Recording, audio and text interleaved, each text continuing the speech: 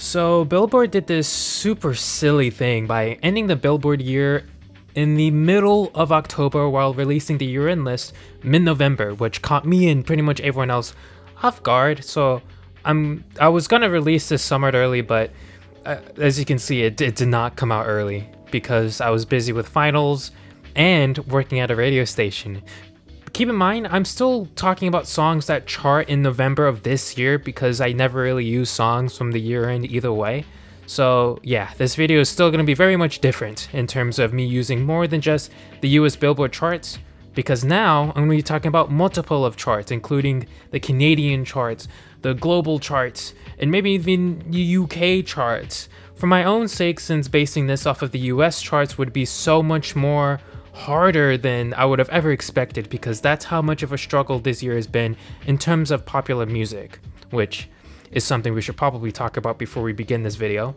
So, popular music in the year of 2023 has been interesting, but not really. There hasn't really been much to talk about. All we really have is the rise of homegrown music, with both genres of Latin music and country music having a resurgence because of it. So yeah, this has both been a curse and a blessing that we will kind of get into, but not really, because it's not even that interesting. But yeah, literally nothing else particularly happened, which made this year very, very hard to not only just watch like I usually do, but also to kind of make a video about. But either way, the highlights are still here, and there's a really just a good amount of songs to talk about in terms of the good and in terms of the bad. So yeah, same rules still apply. A song will have to chart in the top 40, except with the global charts, where it at least have to chart in the top 100. I usually don't put older songs on this list, but as long as it came out in the 2020s, I'll allow it to be thought about. I'm most likely not going to put a song on there unless it's really, really good and defines a year particularly. So now that I got all of that out of the way, let's go ahead and get started with the best and worst songs of the year, starting with the best songs of the year. I'm glad I changed my rules to, using the global charts, because it finally gives me an excuse to talk about songs like this.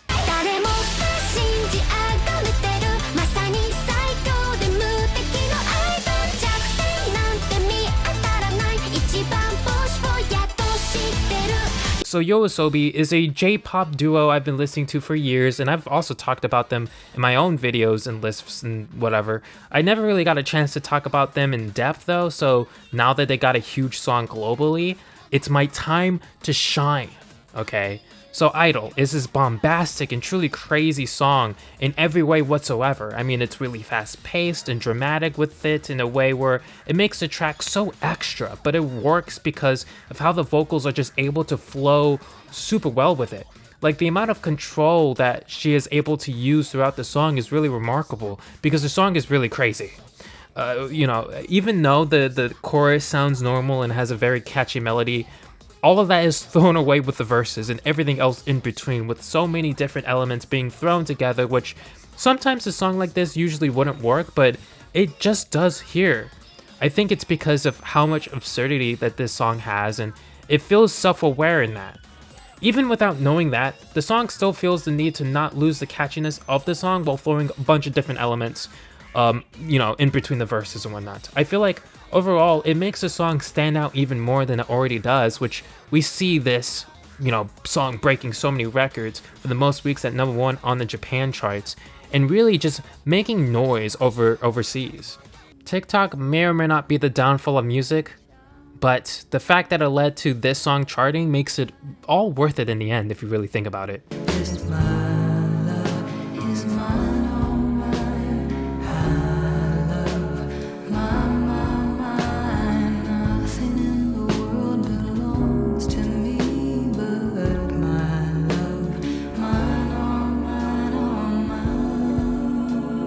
It feels like a song like this could only really chart in a post-TikTok year, since songs like this usually are, more basic and just bad. I mean, we'll get to one of them later. This usually is because alternative slow songs like this feel cheap and surface level, so they can be put on the radio constantly, but TikTok allows cream to rise sometimes, in which we get songs like this. This very deep and soulful track, filled to the brim of complex and genuine emotions expressed with held back vocals. This track has way more depth in terms of its production having impact, and the vocals that are more mixed in a way that allows the background elements to shine more than anything most tracks like this can really showcase, and because of that, this song deserves to be here. This getting as high as it did is truly an achievement that should be celebrated, even when TikTok will be the end of the music industry as we know it, but more on that later. So the country genre has had such an insane year that to a point where I can't even deny this inevitable moment when one makes it to my list proper. It's not a track that takes elements from the genre or a song that has a hint of country, but real country. Nothing more, nothing less.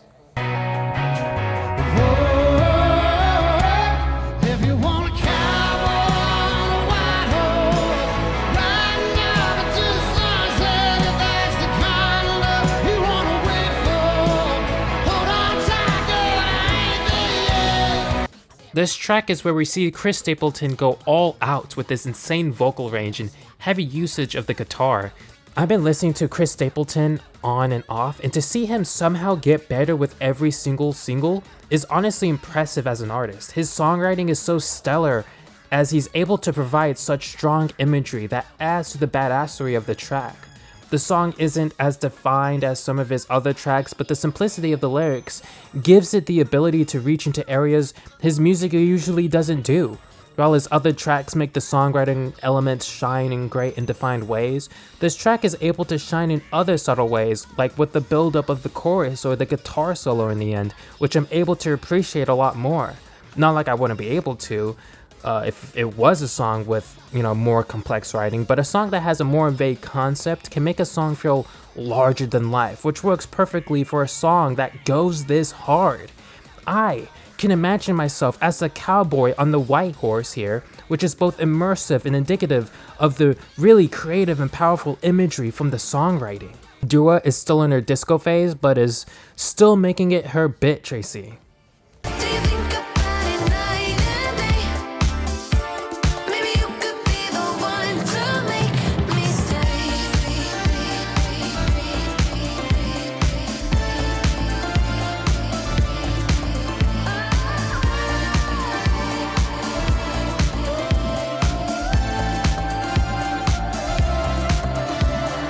It's been 4 years of making back-to-back new disco tracks, and she is somehow still finding ways to making it feel refreshing and new. This time I feel like the tracks finds a new avenue of this genre to add to instead of treading the same water. It's mostly because of the Tame Impala production, which makes this track hit so incredibly hard. I mean, that nasty guitar, dirty synths, and the great use of bass that all creates this wonderful vibe that somehow feels new even when it's the same thing that she's been doing for a while. The vocal melody Dua adds is so fun, and she's able to add to the dynamic of the track with this wacky writing and engaging flow. I'm honestly so happy that she's still able to tap into a nostalgic genre without feeling like she's running out of ideas or just milking the genre down to nothing. Megan is back, and holy shit, she really came in with a more powerful punch than she did last year. This pussy depressed, I'm about to stress him, yeah. Pink nails round his neck, but this ain't domestic, ayy. Think it's going down, now he stand corrected, ayy. This pussy depressed, I'm about to stress him.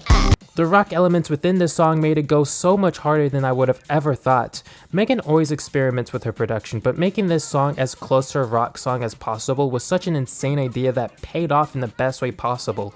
She uses this as an opportunity to strike at her enemies with such venomous bars, and also takes the time to expose her vulnerability with dark but sincere anecdotes. She's still badass, but having these lyrics gives her so much more depth as an artist and allows the audience to be able to understand the pain that she went through. Her flow in this track is the best she's had in a while, and the beat is insane, while Megan being able to write this with an even crazier flow is even more insane. She's truly talented as a rapper and has good taste when it comes to beat selection. The guitar solo at the end is just a cherry on top to such a moving and powerful track. Yes, I finally get to talk about Rosalia.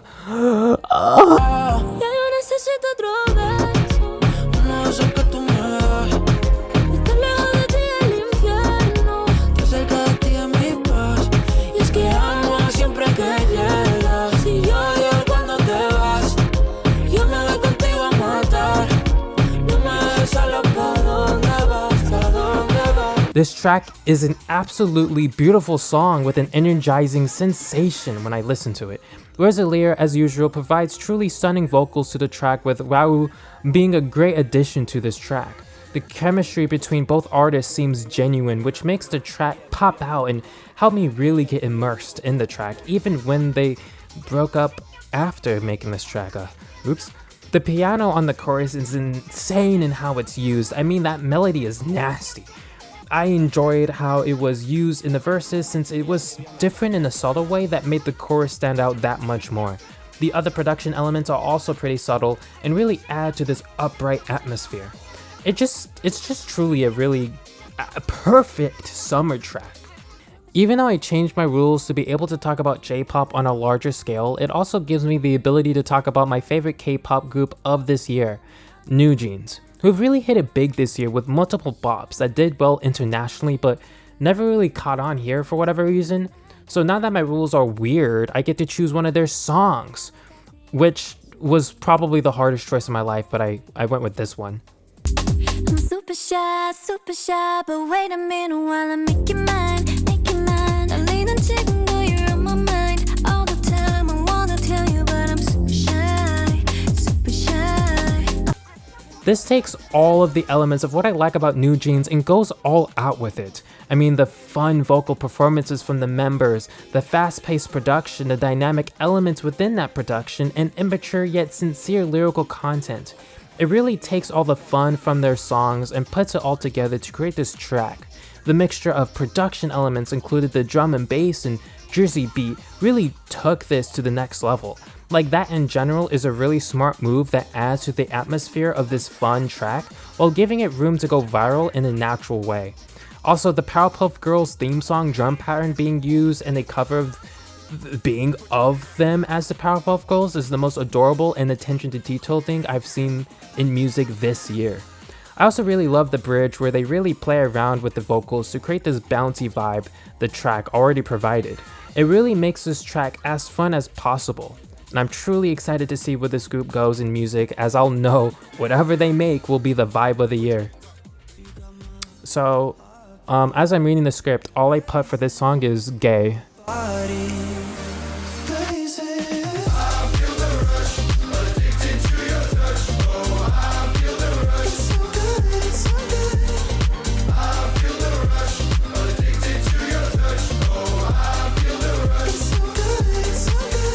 The simplicity of this song works to its benefits in the best way possible. It doesn't need to do much, as it takes from a different portion of nostalgia that really hasn't been tapped into yet and utilizes it in a fun way. It doesn't overuse it or do absolutely nothing with it. Troy finds the perfect middle ground that creates this absolutely fun and bouncy track. It's just one of those songs that doesn't do much and yet leaves a major impact in terms of catchiness. The chorus is so much fun with its silly little melody and Troy giving a dynamic vocal performance. The pianos in the chorus give this song so much life as well, with it having the melody that reminds me of the one where Mario gets the star. I mean, it sounds alike, and it's making me go crazy if I don't tell it to anybody. I don't care what you say. It's literally Mario getting the star.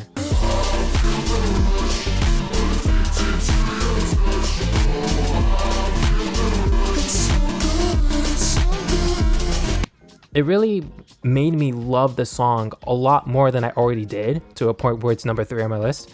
But overall, the song is just able to deliver such a strong atmosphere that encompasses my mind in such a bright way. SZA is in her bag this year, and she's not leaving a single penny for a single soul. If I can't have you, no one should have mine. I might kill my ex, not the best idea. His new girlfriend's next, how I get here. I might kill my ex, I still love him though. Rather be in jail than alone. This song really aged like fine wine with me. It started out as an honorable mention on my last list video, but has grown to be one of my favorite tracks this year. I mean, it's simple yet effective with the creative songwriting that is able to provide such engaging imagery with this descriptive storytelling. and the instrumental meshes well with the voice. They both work well synonymously in a beautiful formation of noise that graces my ear peacefully. But that's just the power of SZA in general. What makes this song stand out is how she's able to do this with so much ease. SZA said it herself that this song was done in an hour songwriting wise, and yet was able to resonate with so many people that it became one of the biggest hits of the year. This song is about her killing her ex in an hyperbole, self-aware type of way, which is sung in a tone that is subtle with her anguish. It's easy to sing along with in terms of its simplistic writing, but it's also very complex with the emotion it's able to express, and it's all done in a way that doesn't go too far with the metaphors or undercooked in a way that makes it feel like TikTok bait. Now it's time to go into the honorable mentions.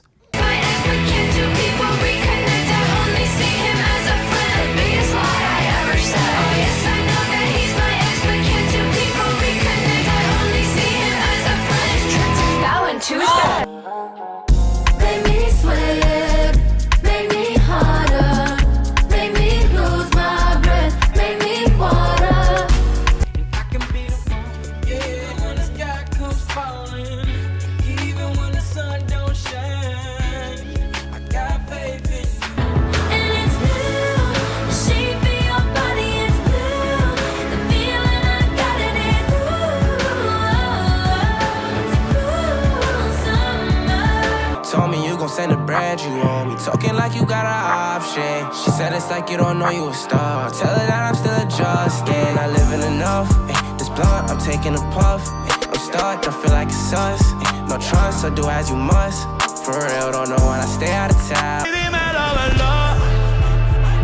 Si te olvidaste de mí, yo sé que fue una noche nada más, que no se vuelve a repetir. Tal vez en ti quise encontrar. Take a look at these diamonds, wrong as her life is squinting, can't just stare. We're babe through thick and thin, she already fixed, so I'm halfway there. Brown and bad, could've changed my mind, I was halfway there. 100 meters, I just put 9 gal in a sprinter. I just wanna get higher with my lover. Veo una muñeca cuando miro en el espejo. Kiss, kiss, looking dolly eyed. Think I may go out tonight. I just wanna ride, get high in the moonlight. Como la ve mi cámara, si nos vamos pa' la alberca, que se quite la ropa cara, afírmale carnal, logramos coronar, me gusta andar con la pleba. It is ho, what's up? Every good girl needs a little thug. Every black boy needs a little love. If he put it down, I'ma pick it up, up, up. What it is, ho. 優しさよりも優しさが欲しい。そしてそれを受け取れるのはイルミネーションみたいな不特定多数じゃなくてただ一人君であってほしい With their bottles and their drugs and their Bibles in their hearts. So take me down a road that's a little bit windy, to a place they still put sugar in their iced tea.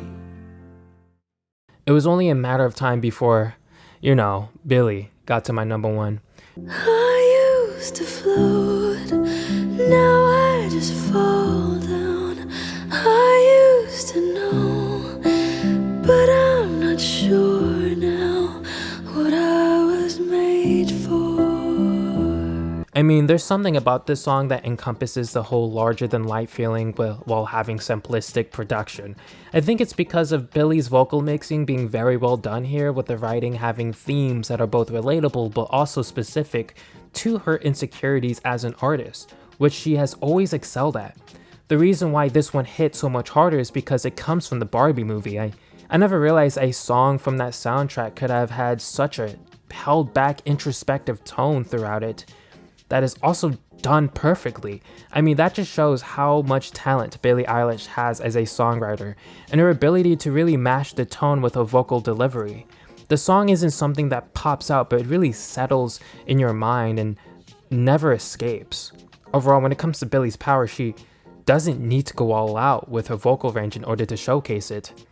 Also, the piano's like really good. I didn't write more for this Billy song. That was my favorite hit song of the year. I probably should have wrote more. Yeah, the piano good. The song makes me cry. That's all I got. Now it's time to talk about the top 10 worst songs of the year. I really enjoy this subgenre of Latin music that has just blown up this year. This subgenre focusing on organic production, with the biggest artist of this subgenre being Peso Pluma. His stuff has been okay and fun to listen to, which makes this track a head scratcher and why it got so big to begin with.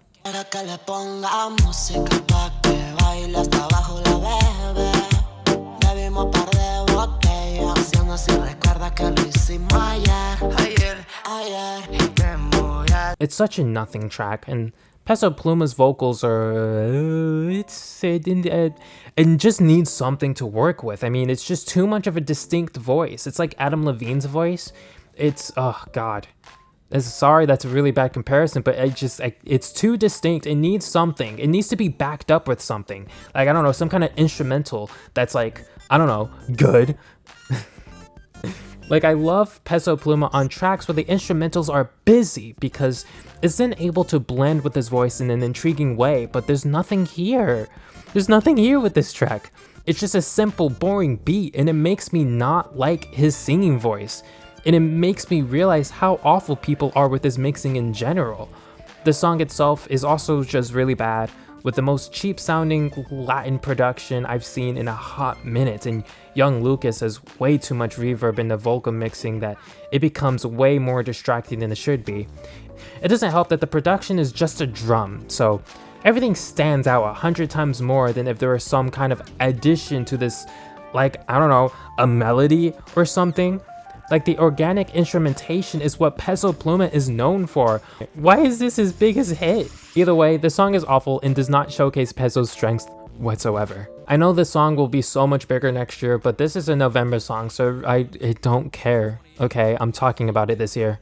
Love in Detroit like Skillet, baby. And the thing about your boy is I don't like no whips and chains, and you can't tie me down. But you can whip your lovin' on me, whip your lovin' on me. Oh, so he's playing that game? Okay. So instead of proving himself, which he tried doing earlier this year, but no one gave a shit except for white music critics, you instead went back to gimmick rap, because you know that's what's gonna get you streams. Okay, we all know what you're doing, dude, except for the white music critics previously mentioned, but whatever. He's not even hiding it here, though. That's the thing. This is a literal worse version of First Class, which is just already a mid song that was carried by the sample. This song sample is just terribly used here, with the same 3 seconds of it being used, and it's not even the best part of the song that he's using, so it ends up making the song so much more aggravating than what it should be. What could have been a lazy song ended up being a much more lazier song than needed. He even spells in this song like he did with the last one.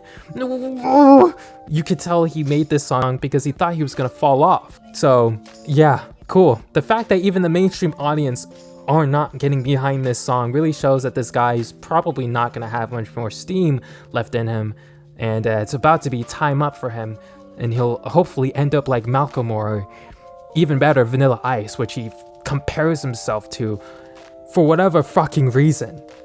Canada really gave this guy a year-end hit.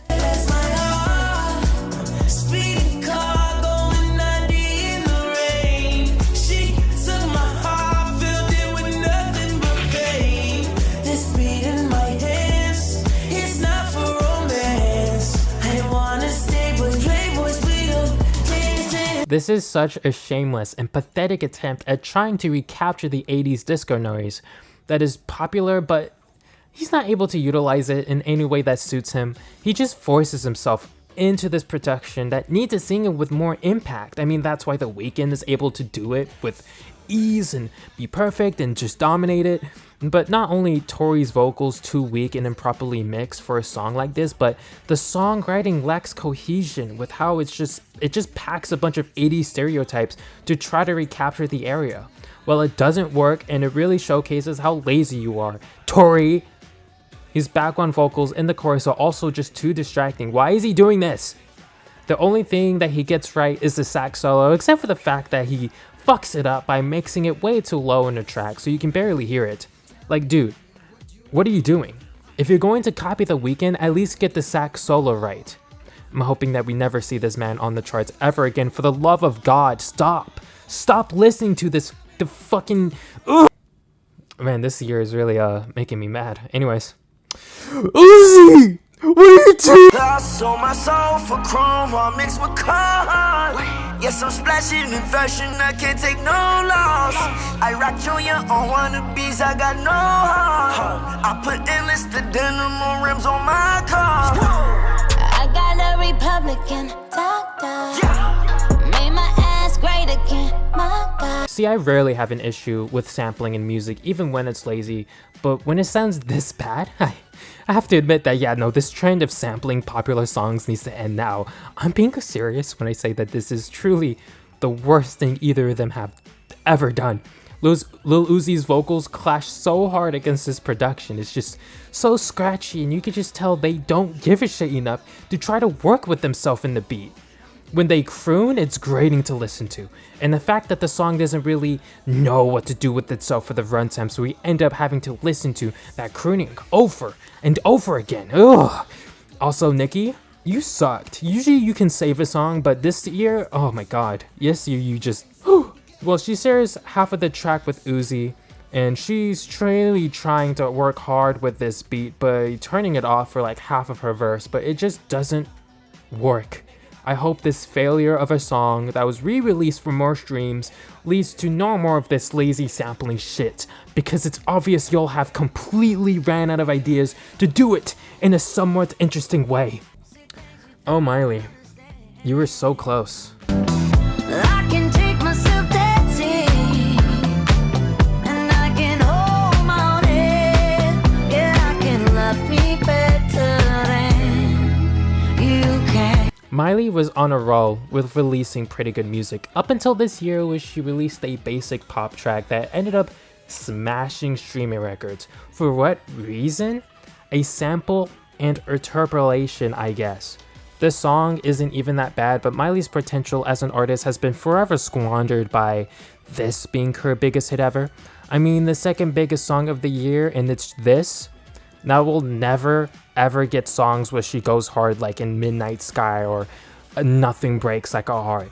I think what makes this song hurt even more is that at least Miley's worst tracks are bad in an interesting way, while this removes any potential she got from her previous stuff. It's just incredibly disappointing to see. The song itself doesn't even have any elements for me to point out and laugh at because it's such a nothing song. So I guess I'll end this section without talking about the actual song itself. I mean, I guess I have one thing to say. I might as well say something. The violin does not match the song. And the fact that you use two samples within the same song is genuinely next level. And the fact that no one has talked about how lazy that is fucking crazy to me. Which reminds me, the next song is just samples. What is love? Baby, don't hurt me. Don't hurt me no more. What is love? Baby, don't... You're my one in a million. It's like someone picked you out of the sky. Maybe I met you for a reason. 'Cause I'm good, yeah, I'm feeling alright. Baby, I'ma have the best fucking night of my life. And wherever it takes. He made the same song 3 times in a row. You see, I was fine with it when he did it with I'm Good, Blue. Fucking stupid ass title. Anyways, I was good with that song at first, but now that enough time has passed, and this ended up being one of the biggest songs this year and one of the biggest EDM songs fucking ever, I can't help but hate it with a deep, deep passion.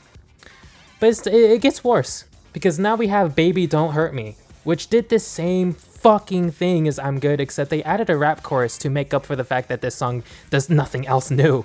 It just takes a popular song and it uses it for TikTok clout. Neither song is produced in an interesting way that makes it stand out. It just feels like the bare minimum was done for these songs in terms of the drop in terms of the lyrical content. Hell, he even sampled his own song, 1 in a Million. How much lazier can you get as a producer? It's honestly just insane how he's able to make a hit by doing less than bare minimum. There's been so much more interesting EDM music this year, but it's truly tragic that these songs are the ones that ended up becoming massive hits and representing the genre. So I complimented Mitski for adding a sense of depth into a genre that barely has any. Not talking about the whole genre of alternative music, I'm just talking about the hits. The really bad alternative hits that being used in car commercials. Anyways, the song's an example of what I was complaining about earlier. Oh, I love it and I hate it at the same time. You and I drink the poison from the same vine. Oh, I love it and I hate it at the same time. Hiding all of our sins from the daylight.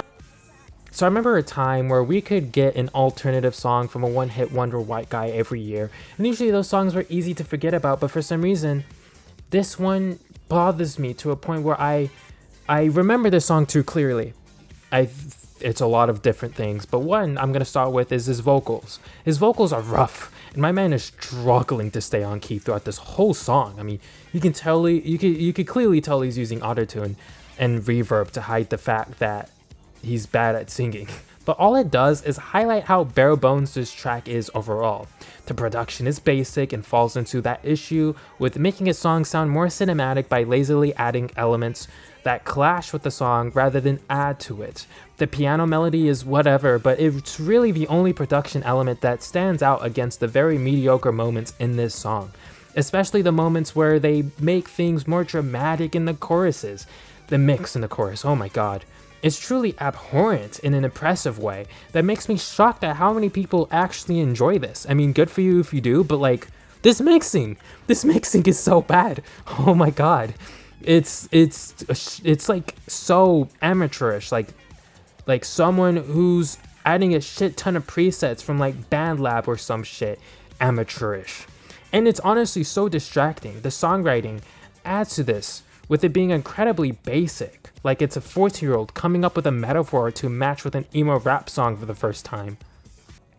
Lil Durk. I'm not gonna scream into the mic like I did with Lil Uzi Vert because you honestly don't deserve it. So, yeah, fuck you. If tomorrow I lost it all, and everything that I had was gone, when there's nobody else to call, would you stand by me? Would you stand by me? I can't believe he's doing this collaboration again. Especially after last time? Well, I guess he didn't learn and went for the collab, giving Morgan the chorus where he just doesn't fit whatsoever. This song has the opposite problem of Broadway girls, with Morgan not even trying in the chorus unlike last time. I guess even he realized how bad he sounds on hip-hop production. He still sounds really bad on this production with his vocal inflection scraping against this basic-ass guitar loop. Lil Durk also sounds pretty bad against his lackluster production that is so obviously from Dr. Luke's back catalog. The trap beats make this track sound even worse with it not matching the light production, and it does not feel planned rhythmically. And this is coming from someone who doesn't even know about that shit at all, but like the fact that I can tell shows you how cheap this shit is. It feels cheap and rushed. Like Lil Durk, he really just wanted another pop radio hit like with the J. Cole crossover, but at least that collaboration made sense. So remember when I said Drake was actually making interesting music choices? Well, Come and rescue me. Whoa, take me out the club. Whoa, take me out the trap. Whoa, take me off the market. Take me off the map. I'm trying to hit the group chat and tell them it's a. is this AI?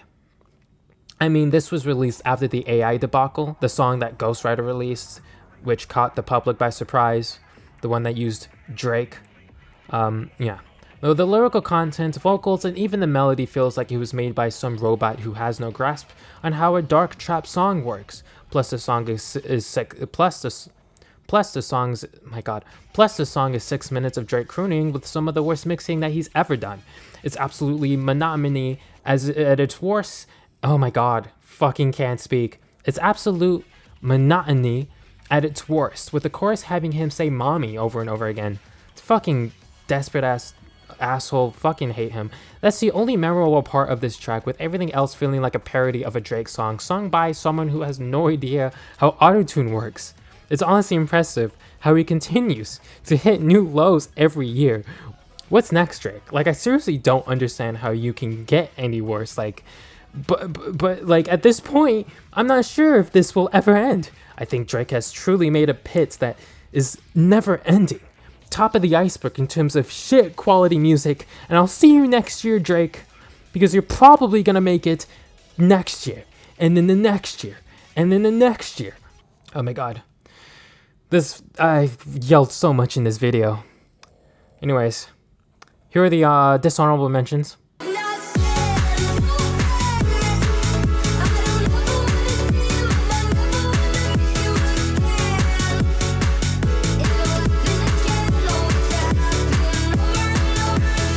Another fight, yeah. The apple bottom make 'em wanna bite. Yeah. I just wanna have a good night. I just wanna have a good night. Hold up, if you don't know, now you know. If you broke, then you gotta let him go. You could have anybody, any money, mo. What you did, keep to me. Your body like speaks to me. I don't know what you did to me. Your body like speaks to me. On, I go in my Louis Vuitton, but even with nothing on, bet I made you look. I made you look. If I only talk to God when I need a favor, but God, I need a favor. Yeah, man. Something inside of me's broken. I hold on to anything that sets me free. I'm a lost cause. Baby, don't waste your time on me. Yeah, I'm attracted to things that are really crazy. Asking me how I've been feeling lately. Coming from mine, then this do or die. I won't let it slide, no stealing bases, no back and forth bargaining, no bitching and arguing. A whole lot of problems. In the stars,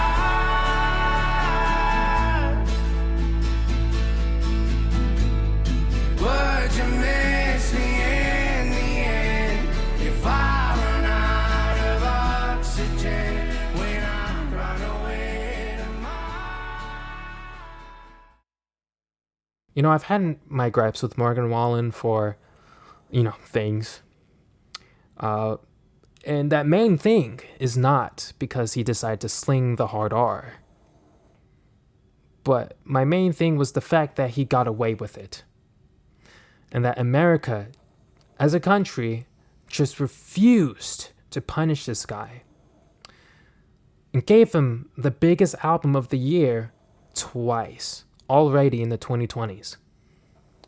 I get it. He apologized, right? He was banned from the radio for 1 year. But does any of that really matter when America doesn't give a shit about what he did? And that the fact that he decided to make this one of the biggest songs ever pisses me off. Last night we let the liquor talk. I can't remember everything we said, but we said it all. You told me that you wish I was somebody you never met. It's like if someone woke up from a hangover and played a random riff from a guitar for the very first time and was like, yeah, this is the take. Now it's going to not only represent the country genre for who knows how long, but the state of music for the foreseeable future. So yeah, last night, biggest song of the year. Not only that, but it's going to be one of the biggest songs of the decade. Or, actually, not fuck that. It's going to be one of the biggest songs of all fucking time. And that feels so wrong. I mean, I can't even comprehend how truly awful this song is. With its terrible everything. There's nothing good. There's nothing redeemable about this song. The production, it genuinely hurts. This cheap-ass guitar loop found off of GarageBand, which feels like an unfinished melody that makes me go crazy. Does anybody not know that this melody doesn't ever close? It just repeats the first few seconds of what feels like a cut-off instrumental. It hurts to listen to. Anytime this song plays, it just reminds me, this song feels unfinished. So how does anybody listen to this and find it even tolerable? I think the problem is that it's trying to be some generic pop song, but because it's country, it ends up sounding like this. I feel like with this unfinished melody, it would sound better with like a generic pop song, but this ends up clashing with all the other production elements, you know, with how basic they are. And even with that, it doesn't add anything to the song, which isn't helped by the fact that this one singular melody is just playing over and over again. It's like hell. It's hell. No, it is hell. You know, I don't even care what the guy is singing about because it's probably toxic as fuck. But what is this guitar riff? I fucking hate it. And now that I know that this country genre is capable of so much better, this makes me so upset for whatever reason. Like, why? Like, why did you all choose this song to be the biggest? You all could have chose any other song. I would have been fine with this, but this song is just so basic and boring, and it hurts to listen to.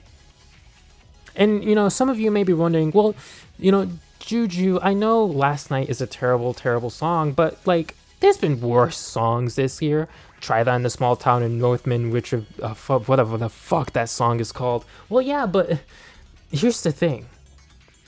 The Richmond guy is just a terribly overrated singer who sounds like a dying animal. And Try That in a Small Town is a basic bitch country song that uses controversy as a way to sound interesting instead of actually being interesting on its own.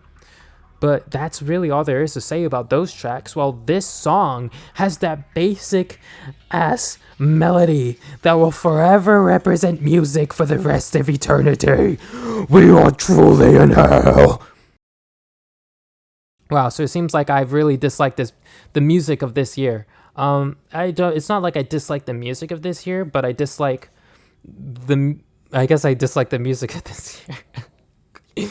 Oh my god. I guess I'm gonna use the last few minutes to thank everybody for watching me in the first place. It's honestly really cool to see my channel do really well this year.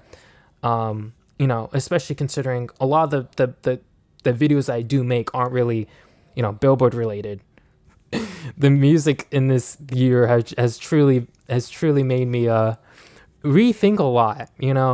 Now that I'm like analyzing music, I understand why people get very heated and passionate about this kind of stuff, but it's all jokes at the end of the day, and an excuse to just scream into the void. But I hope y'all enjoyed this, and thanks for everyone who's been sticking by this whole year. I've been really happy with my content, and I'm also very, very happy that people have been watching. Like, this has truly been one of the best years I've ever had on YouTube, and I hope that this success continues as I make more and more stuff. So I'm gonna go sleep now.